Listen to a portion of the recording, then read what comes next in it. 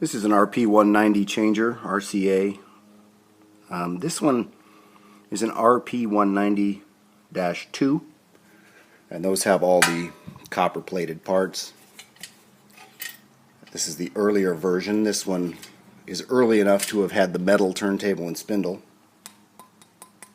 You hear that? Metal. This one is an RP-190-4, which is a later changer that does not have the copper-plated parts. You can see in there that's not plated. And this one has plastic turntable and spindle.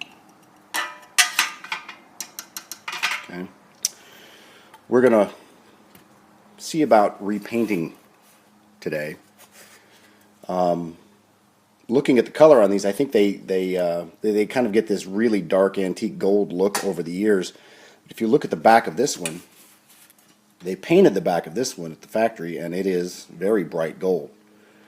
It's not a light gold, but it's a bright gold. So we're going to go with something more like that. Let me get my paint. If you looked at my video on the 45J2 that I did,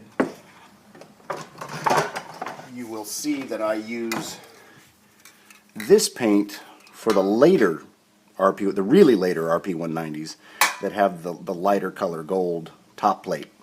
And this is Krylon Colormaster Champagne Nouveau. But for these older changers, we're going to use Rust-Oleum Universal Metallic Pure Gold. If you look at this, you know, that's not too bad. So we're going to put some color on this and see how it comes out.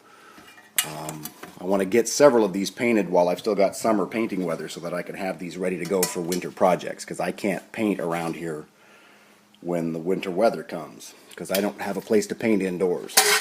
I don't paint in the garage. And it wouldn't, you know, it's not heated anyway. What I do to paint these is I take a piece of thin cardboard. This is actually from a packet of sandpaper. Okay, and you take your turntable with the spindle and you poke it through the cardboard and then trace around the turntable to get it the right size, and then you make the hole bigger so that it will go down over this. You just push it down on there. Okay, and then that way you can paint it, but you can leave the center alone. That way, if you choose to leave this piece in here, you can paint it without having to take this piece out, which is fine. You can do it either way. And then I take one of these small cheap felt pads and I stick it on here to cover that up when I paint it. And then I just take blue tape and tape off the rest of this. Okay, I've got this one is just as it came out of the cabinet. Nothing's been done to it except it's been dismantled. This one has already been scuffed, sanded a little bit where there was a bad needle dig there, and the switch was digging into the paint, and there was actually a little bit of white paint on the side of this. So I've sanded and scuffed it and gotten it ready to go. So I'm going to go ahead and put some paint on that, and we'll pick this up as soon as I get that done. Well, there you go. That's very fresh paint. I brought it in mostly to keep dust from settling on it. And we'll let it dry, let it cure, and see if we can't knock it down a little bit and polish it back up. But there you go. There's a comparison of the new paint to the old. I'll tell you right now, I am not super thrilled with this paint. This funky nozzle I do not like. I like the old-fashioned rattle can. This thing's just a little too weird with the trigger, and I don't know that this can of paint's going to last as long as a can of Krylon does. I think Krylon would get more mileage out of it. This stuff's expensive. This was like $6.58 a can. So not sure about this stuff. Might look for something else, but I think it's going to look okay. Okay, I've changed this video I don't know how many times. Those of you that follow me on YouTube are probably aware of that. I apologize. This has kind of been trial and error. I did find a different paint that I'd like to recommend.